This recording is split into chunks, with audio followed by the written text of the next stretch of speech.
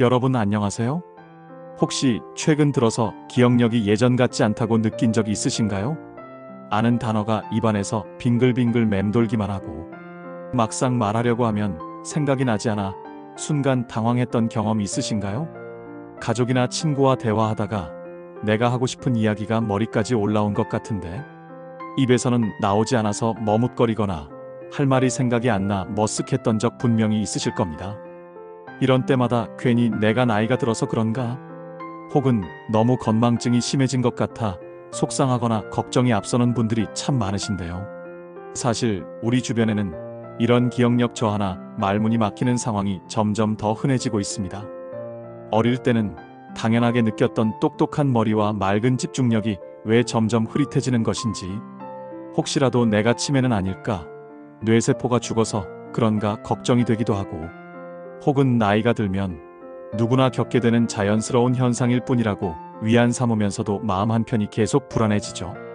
그런데 여기서 정말 놀라운 사실이 있습니다. 정말로 나이가 들면 누구나 무조건 기억력이 심하게 떨어질까요? 과연 뇌세포가 반드시 줄어들거나 뇌 기능이 퇴화해서만 이런 증상이 생기는 걸까요?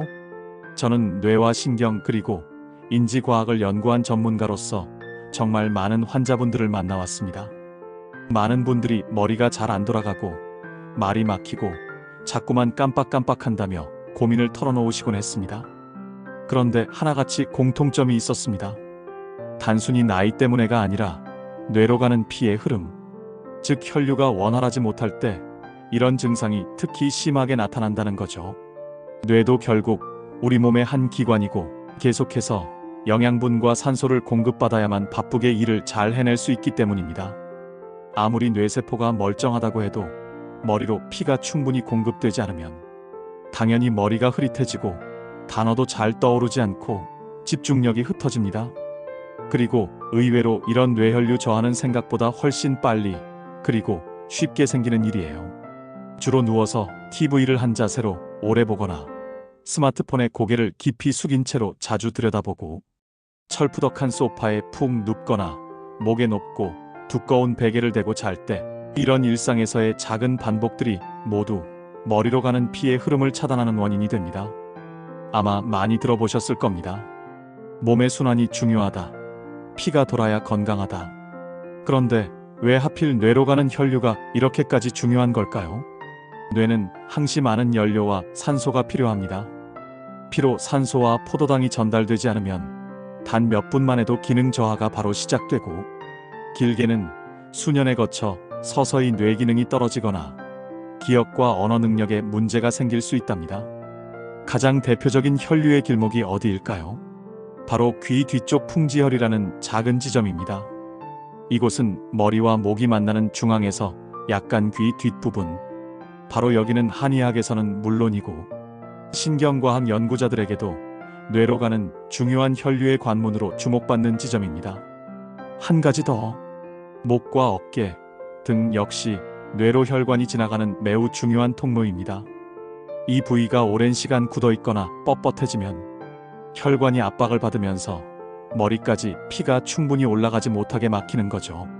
특히 등이 굽거나 목이 뻣뻣해지는 이유는 오래 앉아서 일을 하거나 휴대폰이나 태블릿을 낮게 내려다보며 장시간 화면을 볼 때 몸이 한쪽 방향으로만 경직되면서 근육이 수축되고 혈관이 눌리거나 꺾이기 때문입니다.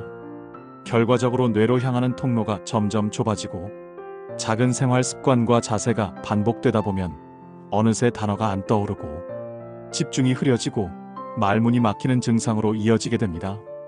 실제로 저는 많은 분들에게 아주 간단한 방법, 하루에 5분만 투자해서 손끝으로 풍지혈을 자극하고 등과 목을 풀어주는 방법을 실천해달라고 권해드렸습니다. 그리고 직접 눈앞에서 수많은 변화를 목격했습니다. 이 방법을 실천한 분들은 한결같이 머리가 맑아졌다, 눈이 또렷해졌다, 말이 잘 이어진다, 이렇게 먼저 이야기하세요. 처음에는 이게 과연 효과가 있나 싶었던 분들도 여러 번 반복하며 서서히 내 몸 안의 작은 변화를 체감하게 된답니다. 그럼 여러분도 바로 따라해 보실 수 있도록 집에서 누구나 쉽게 할 수 있는 기억력 회복 방법을 구체적으로 차근차근 알려드릴게요. 우선 첫 번째로 귀 뒤쪽 풍지혈 자극입니다.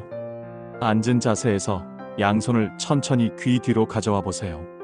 귀볼 바로 뒤에서 손가락 한 마디 정도 떨어진 목과 머리가 만나는 살짝 들어간 부분이 만져지실 거예요. 바로 여기가 풍지혈입니다. 양손의 검지나 중지를 사용해서 아주 부드럽게 동그란 원을 그리듯이 싱싱 누르면서 마사지해 줍니다.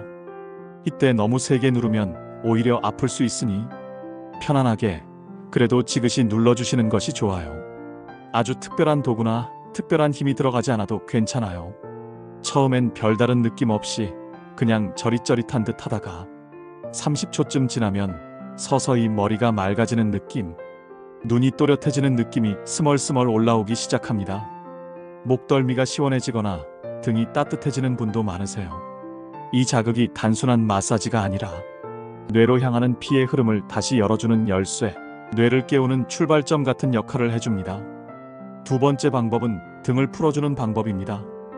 여러분 혹시 효자손이나 머리빗같이 좀 긴 막대 도구 있으시면 준비해보세요. 없어도 상관없지만 있으면 훨씬 편하게 할 수 있답니다. 가는 옷 한 장 입으시고 등 중앙 아래부터 위, 날개뼈를 중심으로 양옆을 부드럽게 슬슬 쓸어 올리는 느낌으로 문질러 주세요. 세게 긁는 게 아니라 살짝 스치듯 쓸어 올라가는 거예요. 한쪽씩 천천히 30초에서 몇 분 정도 해주시고 양쪽 모두 충분히 풀어줄 수 있도록 반복해주세요. 이 동작을 끝까지 하고 나면 등이 은근히 따뜻해지고 숨이 더 깊어지는 걸 느낄 수 있습니다. 어깨가 한결 가벼워지는 기분이 들면서 마치 머리 위로 시원한 기운이 퍼지는 것 같기도 하죠. 특히 등은 우리 몸의 중심 혈관이 흐르는 곳이라 이곳이 풀릴수록 뇌로 가는 혈류 속도가 훨씬 좋아진답니다.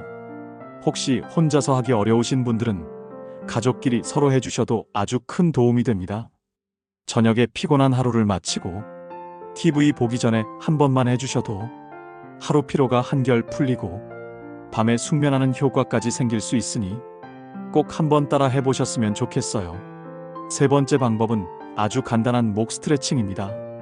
먼저 등받이가 없는 의자에 바르게 앉아주시고 어깨에 힘을 쫙 빼서 몸을 가볍게 해줍니다. 양손은 무릎 위에 자연스럽게 두고 천천히 고개를 오른쪽으로 기울이면 귀가 어깨 쪽으로 가까워지게 되죠.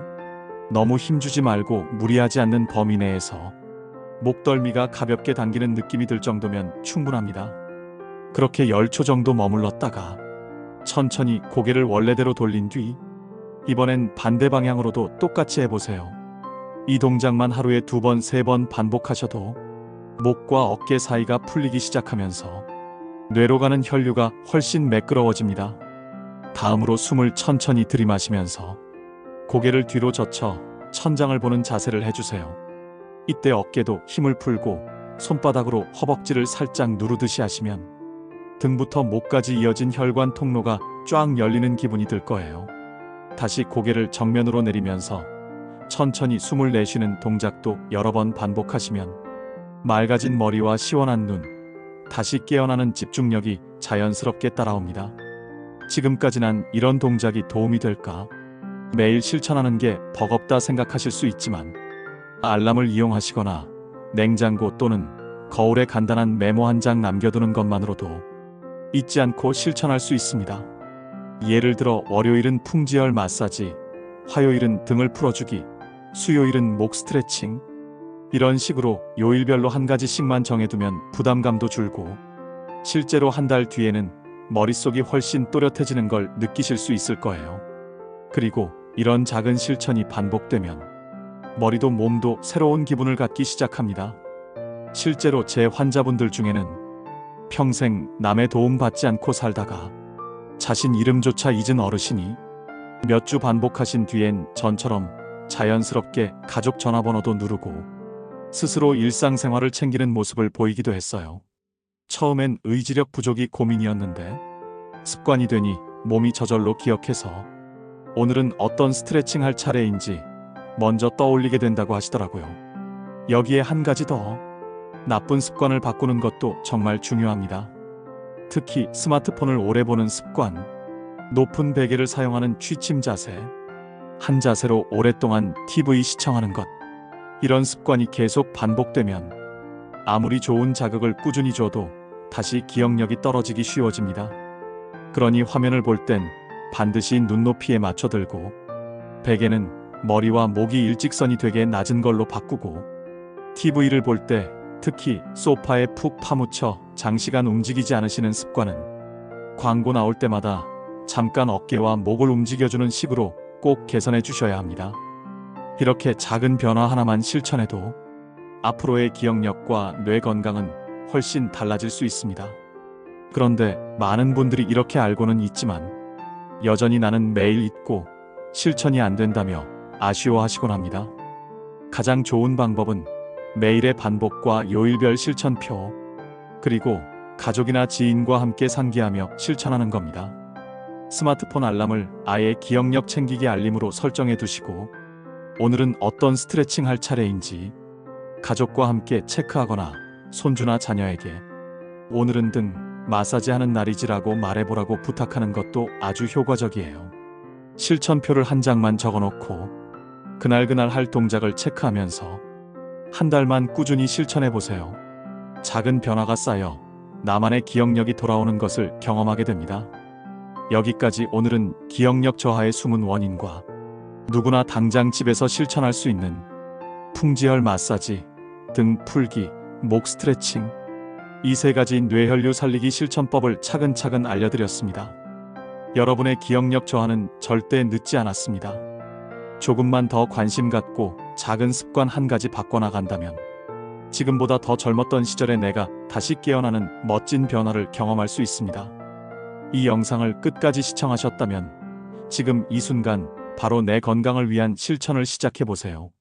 가족들과도 영상 내용을 꼭 공유하셔서 다 같이 건강하고 맑은 머리와 좋은 집중력이 오래오래 이어지기를 진심으로 응원합니다.